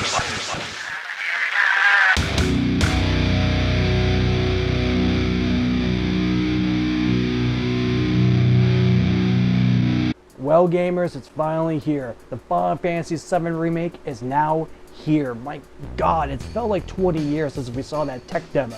Like, you know, the one where Cloud looked so weird in it. Like, that was the PS3's magic right there. And you know, I was a bit worried because I thought I might be missing out. I mean, I got all these other consoles out here and it's only on PlayStation 4.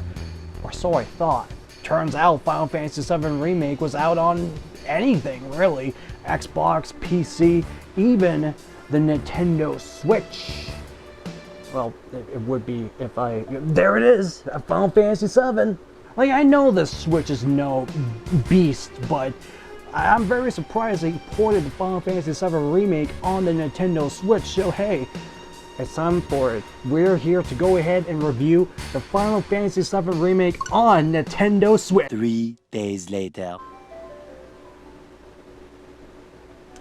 I just thought that they were doing like a Capcom thing, like, you know how the Resident Evil remakes were just Resident Evil 2 and 3, and they didn't say like Resident Evil 2 or 3 remake? I thought they were doing that. I just thought they were like putting out the Final Fantasy VII Remake and just naming it Final Fantasy VII.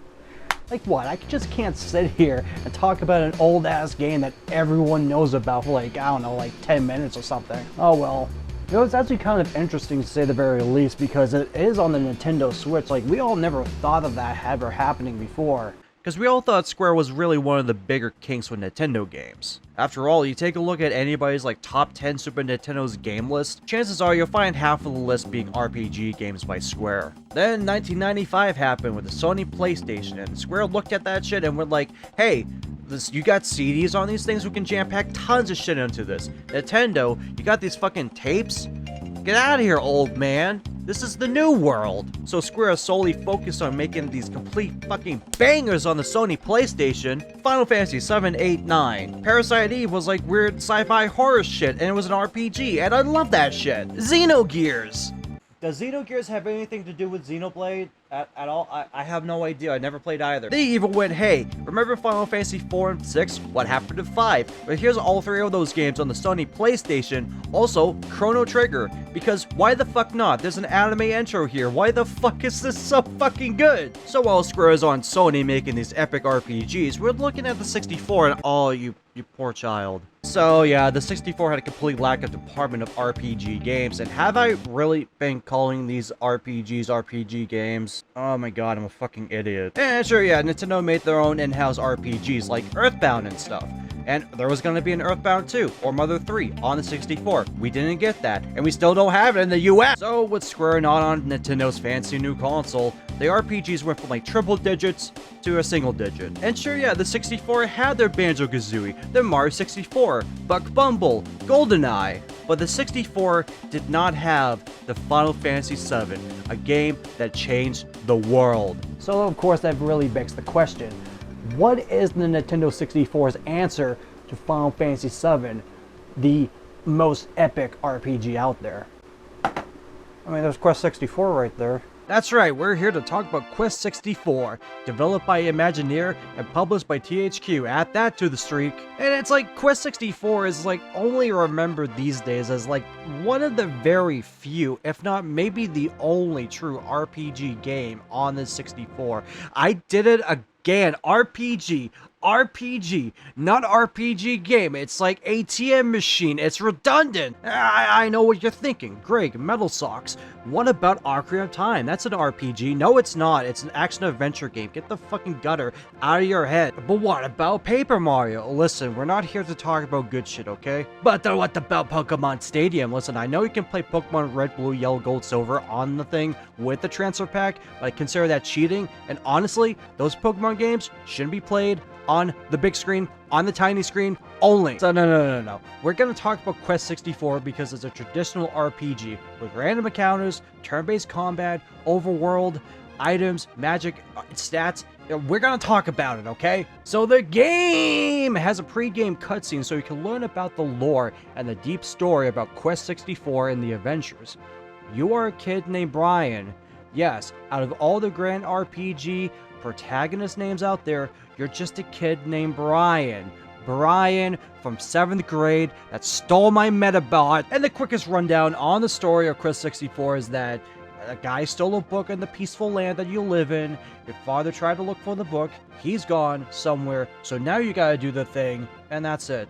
That's all there is to it. And it's like, yeah, the game story is not too deep. It's for children. Like, if you're not part of an anti-corporate, like, anarchy group or something like that. It's like one of those stories in, like, RPG Maker games where it's like, oh no, the evil bad guy stole the Book of Peace, and now you gotta find it and find your father who might not be the villain. So with the story out of the way, or at least the one that matters, let's talk about the presentation. I don't like it. Quest 64 reminds me a lot of those like bootleg DVDs you would find at the dollar store. You know, the ones that are like based on Disney movies, but they made it look so colorful and cheerful. It has like no sense of art direction at all. And it's not like the graphics are terrible. I mean, that's to be expected with games like these back in the day. But the aesthetics, the style, and the fact that I'm not a fan of medieval fantasy stuff, it's like, no, it's not for me, definitely. Maybe for you, maybe for a lot of people, but maybe for kids. However, when you think about stuff like RPGs, you're thinking of like, you know, a little tiny sprite on an overworld or something.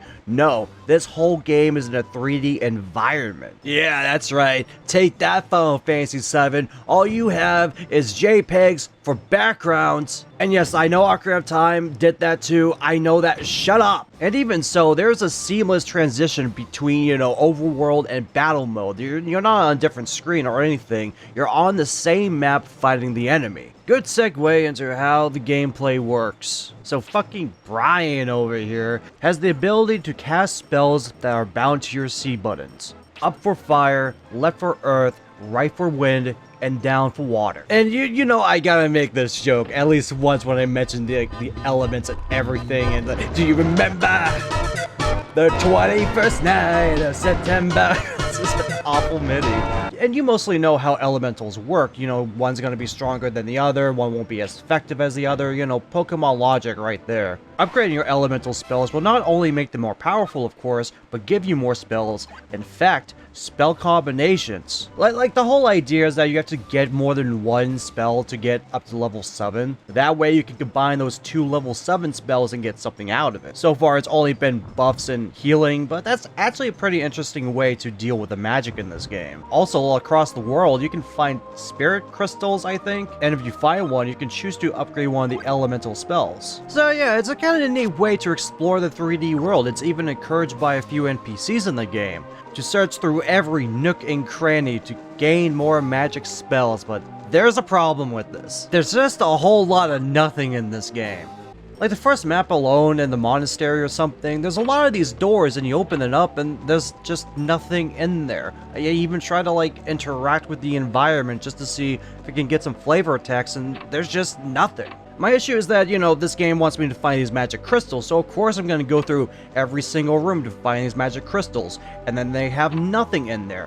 What's the point of having nothing in there? It's the reason why survival horror games do this. If they have nothing there, then just don't show it. If you have, just say, oh, the door's locked or something, but it's there to show you the illusion that you're in a populated place. Otherwise, every room is going to be an empty hallway with nothing on the walls. The point being is that if you have nothing in there, at least put an NPC in there, just for some flavor text like, hey Brian, how's it going? How's your day? Did you get Greg his fucking Metabots back? So yeah, that's all the environment exploring and such. But what about the battles? So while the battles are turn-based, it's actually a lot more different because it is in a 3D environment. Brian is around this octagon ring that he walks around, and it's his environment. You can't go beyond that octagon. Same with the enemies, they have their own little octagon rings to have. All while the whole giant octagon around the arena is basically the battle space. You can walk off of it if you want to escape. I suppose your octagon space is supposed to be like your physical attack environment, because if you get close to an enemy, you actually whack him with a stick.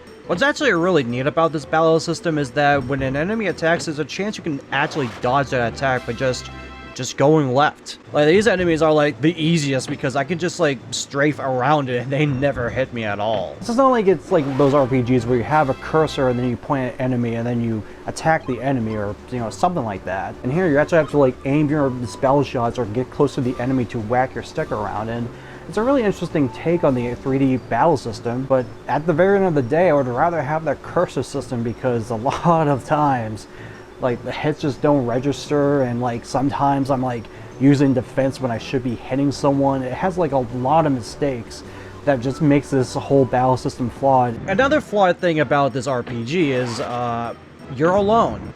No party members.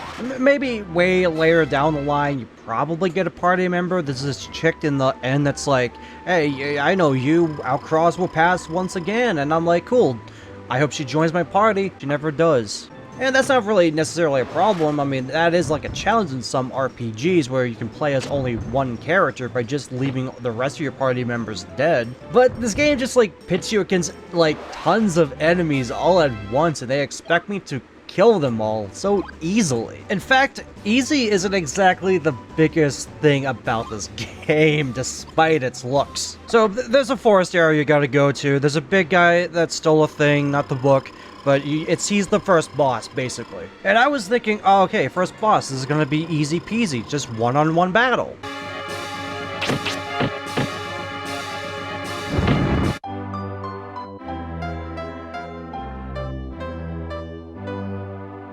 This was my third try, so it sent me back all the way to the town. I gotta get out of there, go to the field, go to the forest, try to fight this guy with all the random encounters combined. It's not a fun time. So obviously the answer has to be done, I need to grind. So first let's do the easier one, agility. To upgrade agility, you just gotta walk around the map a whole bunch. It's like Oblivion, where if you want to upgrade your acrobatics, you just gotta jump around. It's like that. So hey, if you want to get your agility up to 99 in a week, just get your hair tie and just let it flow. It might take a while. How do you get to Princess Peach's castle? Oh, yeah.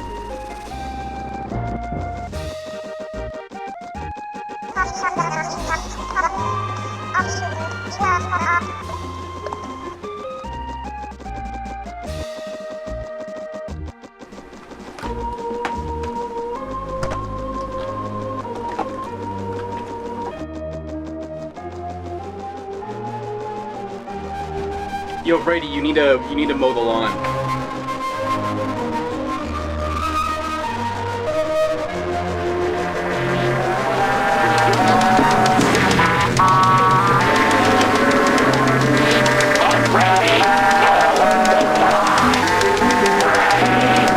Well, I believe that's quite enough, so let's go ahead and see what I got in my agility. I mean, well, that's more agility than I had before, so it's a win-win. Eventually, I found out this guy was weak to wind attacks. The weakest attack that I thought, and I eventually did beat him. So he's not impossible. Still took me 5 tries. So I just figured, okay, I played this game for 4 hours. I'm gonna go to the inn and save the game. And of course this leads to its demise, and my giving upness is when you can't save the game on the cartridge itself. You need the memory pack, you gotta stick it in there, or else it's just gonna leave your Nintendo 64 on and then burn up to dust when it's overheated. And even if I really wanted to continue with the game, like, it's not a short game apparently. It takes like 12 hours to beat the game. It's very short for an RPG, but if I really wanted to complete this game, I wasn't going to leave on my 64 all the time and get in a controller pack just to stick it back in there and save the game. If I were to buy one, it'd take like 3 weeks to get here, and I'm not waiting that long for that. But thus ends the quest on Quest 64. It's not a bad game at all, it's very flawed. I would actually love to see a remake of this game. No, really, apparently the developers are still around. They put out like fitness kickboxing on like the Nintendo Switch like a few years ago. Like, they're still around making games. So, I mean, they're probably not like the same people that made this, but like still, the very fact that they're still around, I would love to see a remake of this. Fix up the flaws, add party members, balance the game, or something. Maybe a successor, perhaps. But who knows? Who really knows? But a remake of Paper Mario would be nice.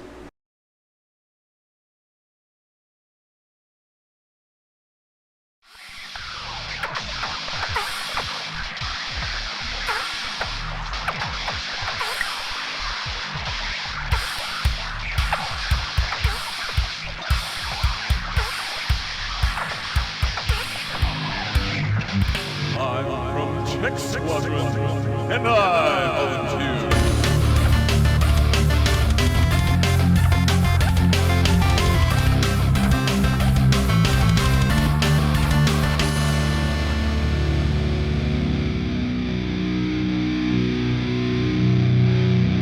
Doom. Eternal. Game of the year, right? Wrong. A timely controversy for Doom Eternal, rightfully so I would say, about adding a rootkit to Doom Eternal for the anti-cheat for the multiplayer that I don't think anyone really gives a hoot about. And even if the multiplayer was at least decent, I don't think anyone would be highly competitive about it. Like, it's not going to be like esports material like StarCraft or whatever's an esports. I don't know what an esport is. And rightfully so, they should be mad about it. Everyone's got their PC security concerns. And it's just a major disappointment it had to be this way, because Doom Eternal is a grand game. In my book, it's a 7 out of 10 compared to Doom 16's like 9 out of 10. But it's definitely one of the bigger releases that I actually kind of like this year. Also, it just happened today that they're gonna remove the rootkit, and well, very timely this video will be. So with that around, there has been a new game out, and boy, are we gonna talk about it. Just as long as I get this set up. Chex Quest. It's got a remake. Yeah. Well, okay, you guys are probably too young or may not know about this, but Chex Quest was a real game. Back in the day when Chex had like cereal, you can find a video game in one of these specially marked Chex boxes. And you could play a video game, and the video game was an FPS in the Doom engine. That is Doom.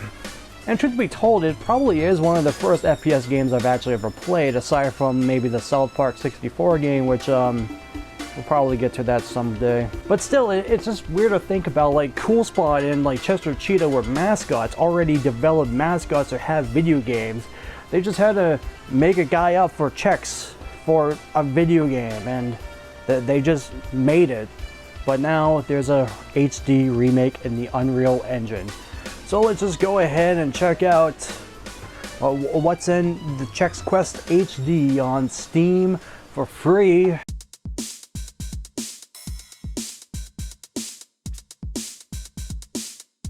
Well, the game certainly does have that excellent music that Chex Quest starts you off with, even though the music is just a drum beat. Now, just to get it out of the way, the story to Chex Quest HD is practically the same as the first games, where the planet Bezoik is being overrun by the evil aliens from another dimension called the Flemoids. And the thing was, it's a kid's game. You can't really kill the Flemoids, you can only send them back to their own dimension. So who are you gonna call when an evil race of aliens are about to ruin the nutritional factor of your home planet? Fred Chexter. This guy has a name, but he's not the only one that's gonna go against these Flemoids, but we'll talk about that later. Right now, let's go ahead and talk about the gameplay. Watch out, Flemoids! Fred Chexter has arrived!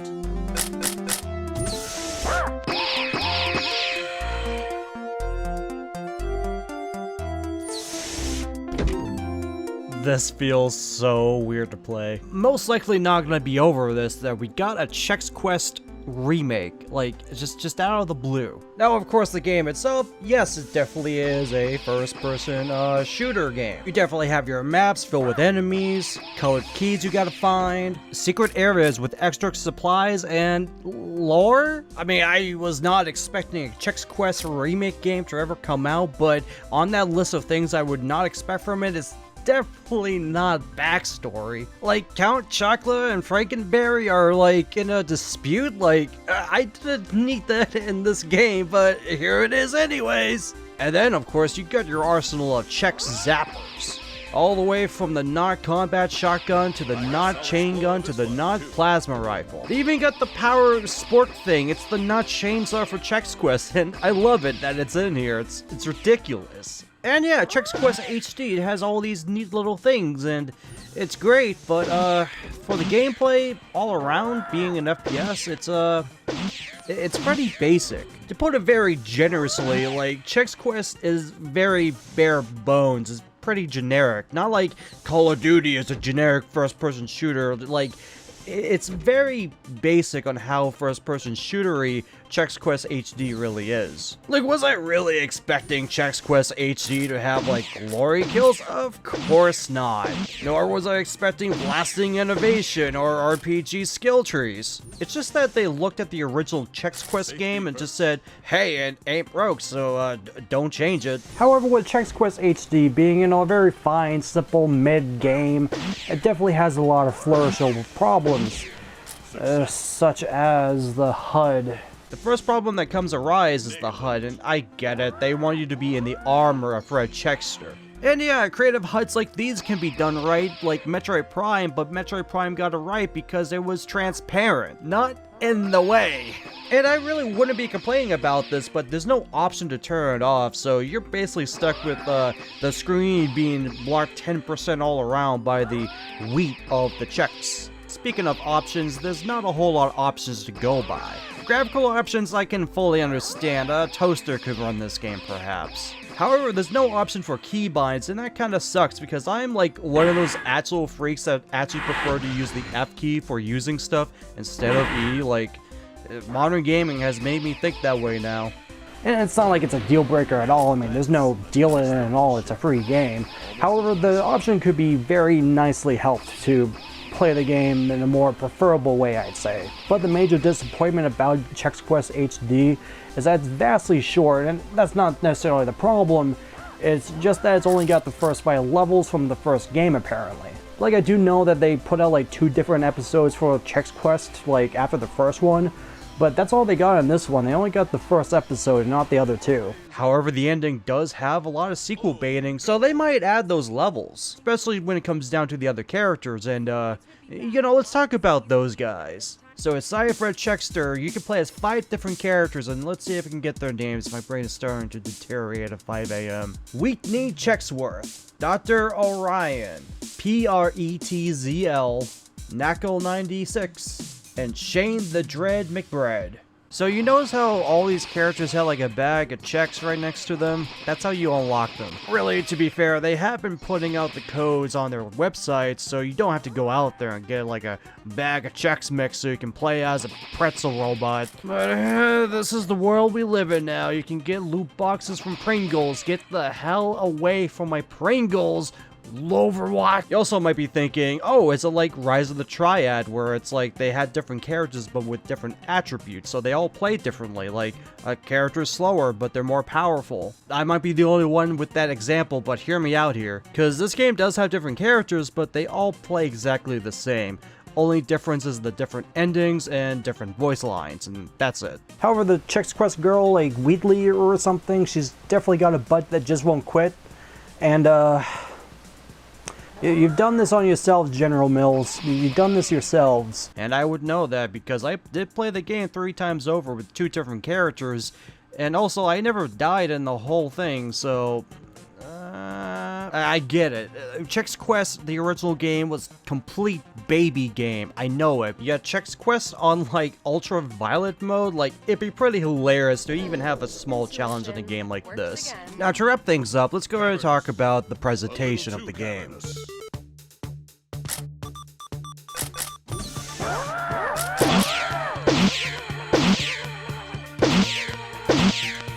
I didn't think it was possible, but I feel stronger.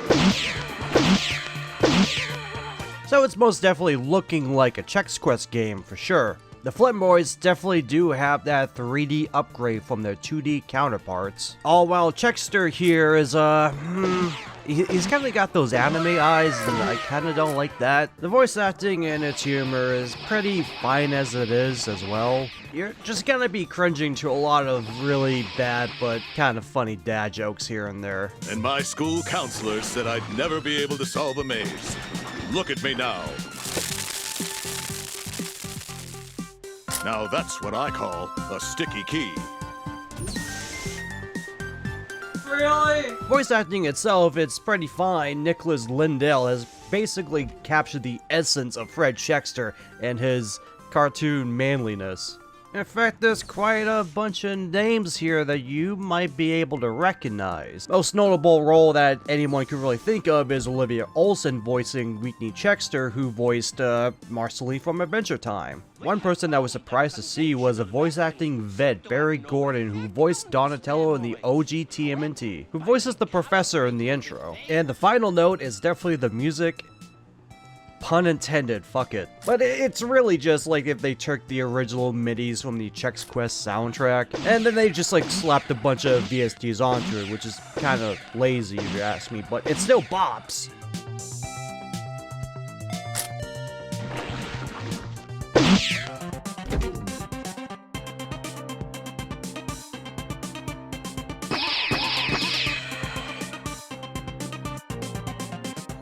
And really, right down to it, that's Chex Quest HD. Very novelty, very short, it's free on Steam, anyone can enjoy it.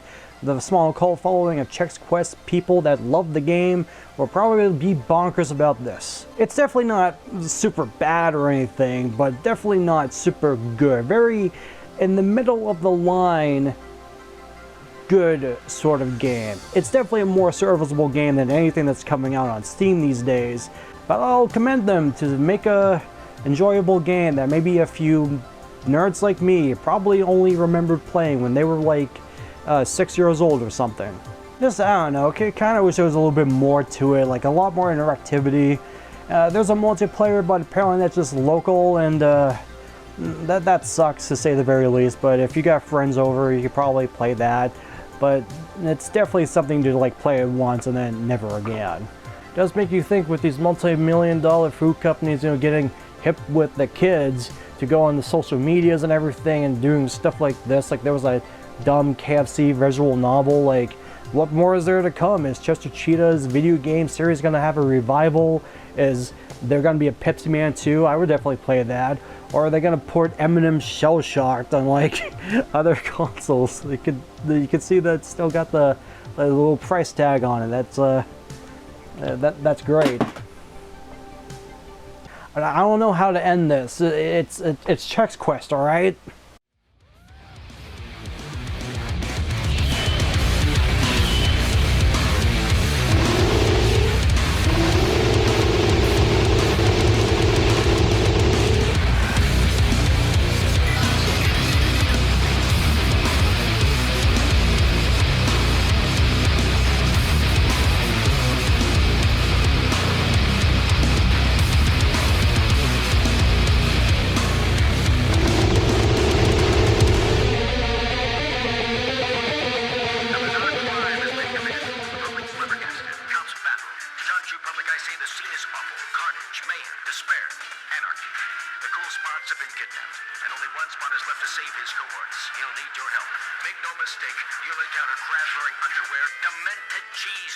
pajama mice, teeth with no head. But remember, that little cool spot is out there somewhere. You may be all he's got. Cool spot on Sega Genesis.